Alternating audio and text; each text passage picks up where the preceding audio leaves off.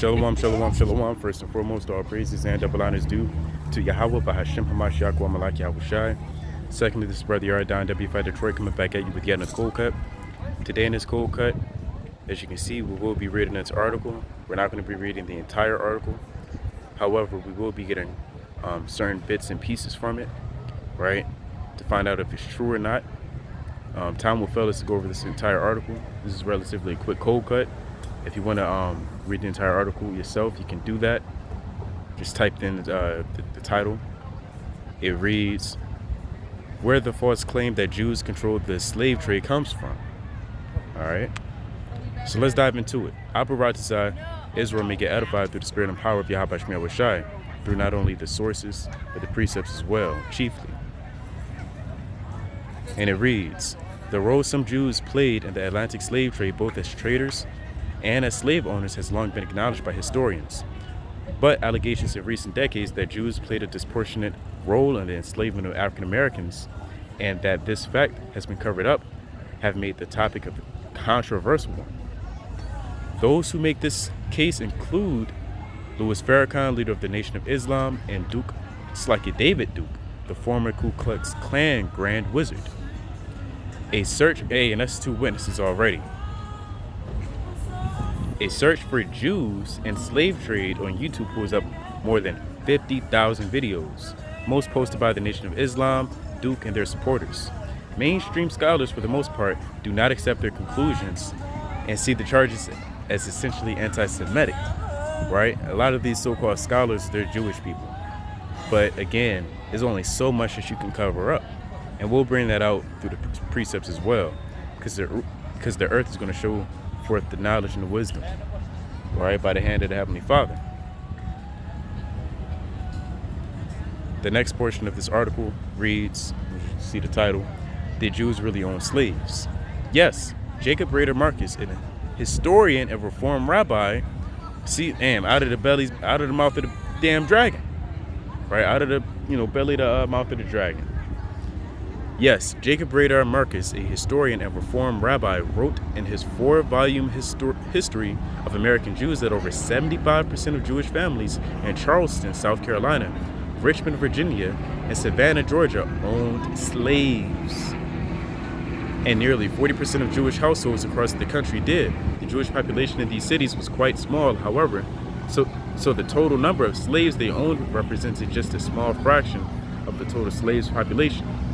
Eli Faber, a historian at New York City John Jay College, reported that in 1790, Charleston Jews owned a total of 93 slaves. Now, of course, it was more than that, but let's continue to read. And that perhaps 6 Jewish families lived in Savannah in 1771. A number of wealthy Jews were also involved in the slave trade in the Americas, some as ship owners who imported slaves, and others as agents who resold them. In the United States, Isaac Da Costa of Charleston, David Franks of Philadelphia, Aaron Lopez of Newport. Aaron Lopez is a notorious man, right, for being a slave trader and being a financier in the slave trade, because he helped finance the boats. You understand? But let's continue to read. We'll bring that out later, Lord willing. Are among the early American Jews who were prominent in the importation and sale of African slaves. Of course, we know that they're Israelites because we're not African, all right? Involved in trade in various European Caribbean colonies.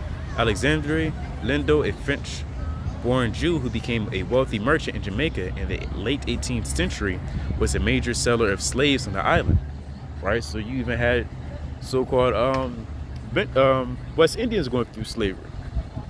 We're literally the same people. You understand? The Jews dominate the slave trade. Let's read this and dissect it. Not according to scholars that have closely examined the question, several studies of the Jewish role in the slave trade were conducted in the 1990s. One of them, by John J. Faber, compared available data on Jewish slave ownership and trading activity in British territories in the 18th century to that of the wider population. Salakia. It's like Faber concluded that the claim of Jewish domination is false and that the Jewish role in slavery was exceedingly limited. According to Faber, British Jews were always in the minority of investors in slaving operations. And they can try to dilute this and make it small as possible. It doesn't stop you from having a hand in slavery, right? You're an accessory to the fact, therefore you will face a certain punishment. Really the same punishment, right? Along with the co-conspirators, right? They even had a major hand in it. That's like me watching somebody murder somebody and not do nothing. Hey, I'm going to get charged too. It doesn't matter if I had a small hand in it or this much and I owed up in a bit. It doesn't matter. They're trying to water it down. You still had a hand in it. You're not exempt.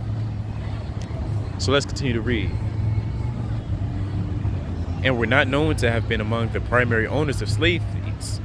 Faber found that, with few exceptions, Jews were minor figures in brokering the sales of slaves upon their arrival in the Americas and giving the urban dwelling prosperity of most American Jews. Few accumulated large rural properties and plantations where slave labor was most concentrated.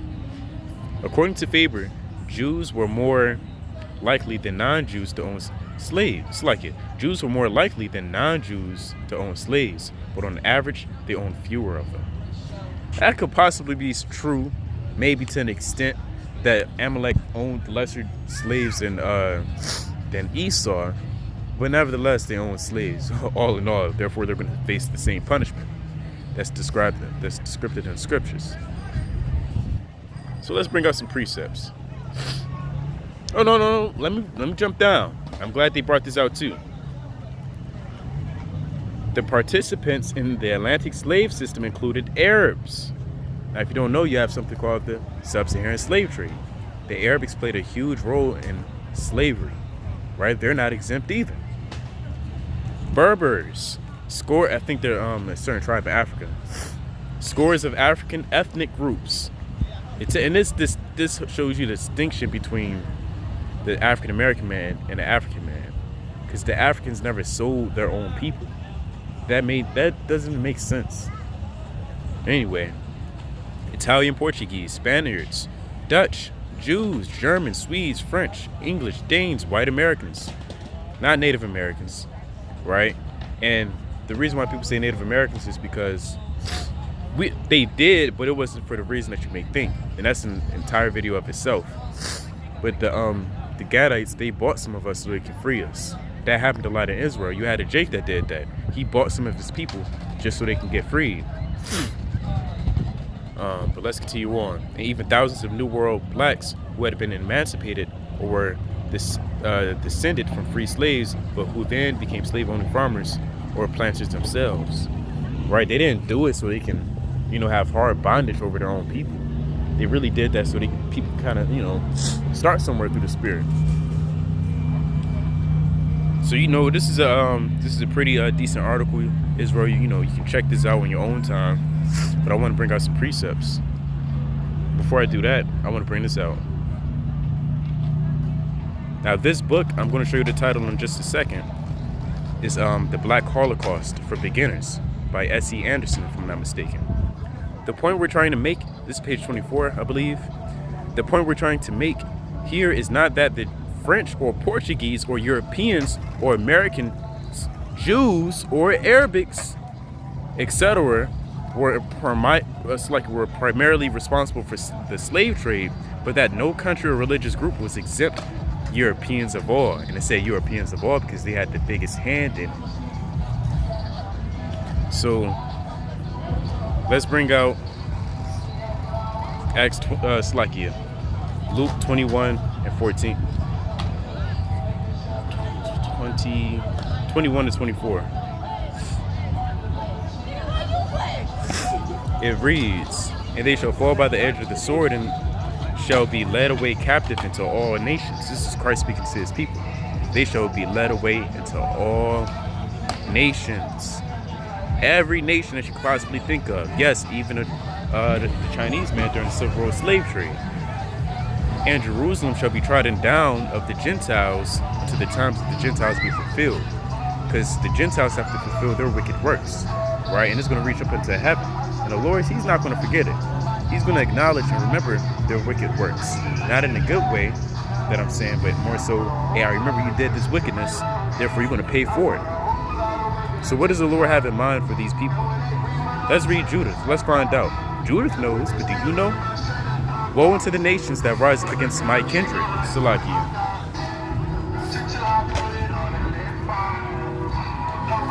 Woe unto the nations that rise up against my kindred. The Lord Almighty will take vengeance of them. Satan. Woe to the nations that rise up against my kindred. The Lord Almighty will take vengeance of them in the day of judgment, in putting fire and worms in their flesh, and they shall fill them and weep forever. So let's get out Jeremiah 23 and 20. It reads, the anger of the Lord shall not return until he have executed, until he have performed the thoughts of his heart, and the latter days ye shall consider it perfect. So that hasn't happened yet. The Lord feeling Satan, man. That's all right. The Lord hasn't sent fire and worms in their inward parts. He didn't come back and break the sky and crack it open. So that means it still has to happen, because the words of the Lord are not going to return to the void. He even said in 2 Ezra 16th chapter, who shall quench the fire? Who shall reflect the arrow when you shooteth it forth? So you can't make this stuff up. So we back at it. I screenshotted it. I screenshotted it, so here you see it. The Black Holocaust for Beginners by S.E. Anderson. It says the Browns also received support from another merchant prince profiting heavy from the slave trade, Aaron Lopez. We read about him earlier. Aaron Lopez, a Portuguese descent, who, like the Brown family, owned slave ships and had other businesses directly related to the maintenance and development of the slavery business. English-born Isaac da Costa, and we brought him out earlier. South Carolina, and by 1736 became not only the Lopez family Hazan minister, but also their commissioner. It's like a commission merchant in the business. The 18th and 19th century New York, England Jewish petit bourgeoisie played a key role in the rum distillation industry, particularly in Rhode Island. There were many Jewish businesses involved directly or indirectly with the slave trade. Far more than were involved in the anti-slavery movement in the 18th and 19th century. You can't get around it. Even down here it says, by the mid-17th century, Jewish merchants bought a large share of the slaves transported by the Dutch West Indian Company and then retailed them to the Portuguese planters on credit, arousing complaints of high interest rates.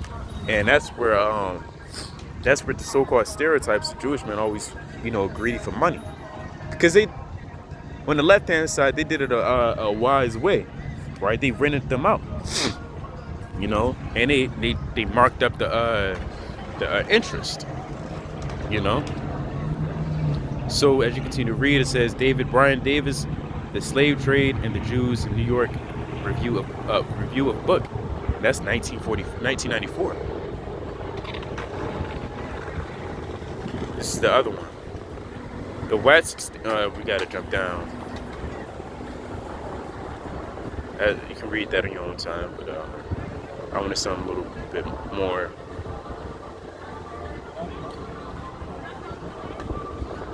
I mean, they're just saying the same thing over and over. You can read it yourself. You can pause it and read it yourself. The point we're trying to make here is not that the French or Portuguese or European or Americans, Jews or Arabs, etc., were primarily exempt for the slave trade, but that no country, again, we read that already, right? The proof is in the pudding.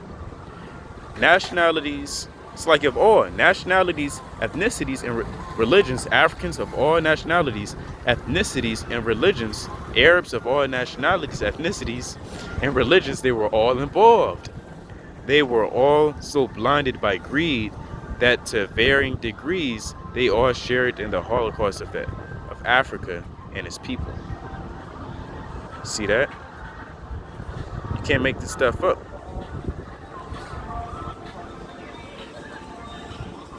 This is Jeremiah 23 and 24, continuing on. Can any hide himself in secret places that I shall not see him? Said the Lord. Do not I fill heaven and earth, said the Lord? So that's playing upon tables. The Most High knows who had a hand in it. The Most High knows who was reaping the benefits of slavery.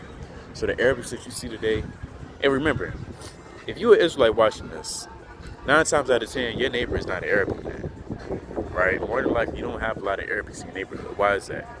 If you're living in the worst parts of the cities under the curses, right, by the word of Daniel in Daniel 9 and 11, then what does that mean? Where does that mean for them? Where are they at? They must be in the suburbs. They must be in the nice places. If you're in the cities and the slums and the dirt of it all, where are they at? They have to be in the suburbs. If you're in Michigan, they're in nobody. They're in Westland, right? They're in these different townships up north, 12 Mile. You understand? They're living nice. So you can't get around it. Every nation had a hand in slavery. So if the Lord said every nation had a hand in slavery, I'm going to close out with this. Check this out. Revelation 13 and 9. If any man have an ear, let him hear. More than likely, everybody's born with 2 ears, unless you get judged or born with some type of deformity. Nevertheless, if you have 2 ears, then hear this. He that leadeth into captivity shall go into captivity. He that killeth with the sword must be killed with the sword. Here is the patience and the faith of the saints. That's playing upon tables. Right? You don't have to start from the beginning of the Bible to try to figure this out. You don't have to start from the beginning of the chapter. You don't have to keep reading to figure it out. That's playing upon tables. Right here, that leadeth into captivity shall go into captivity. If it's not only mentioned in the Bible, pre-events you don't believe in the Bible. Well, hold up, I need more than that. We just showed you through the Spirit 2 more sources. The Black Holocaust in that article, right? And every nation had a part into slavery. Look up the sub-Saharan slave trade. Look up the Silk Road slave trade. Look up the Dutch slave trade. Look up the transatlantic slave trade. Every nation had a part. But with that, I'm bid Israel Shalom. Abba Ratazah, Israel's been edified through the spirit and power of Yahweh Shai, through the precepts and the sources that were brought out. Shalom.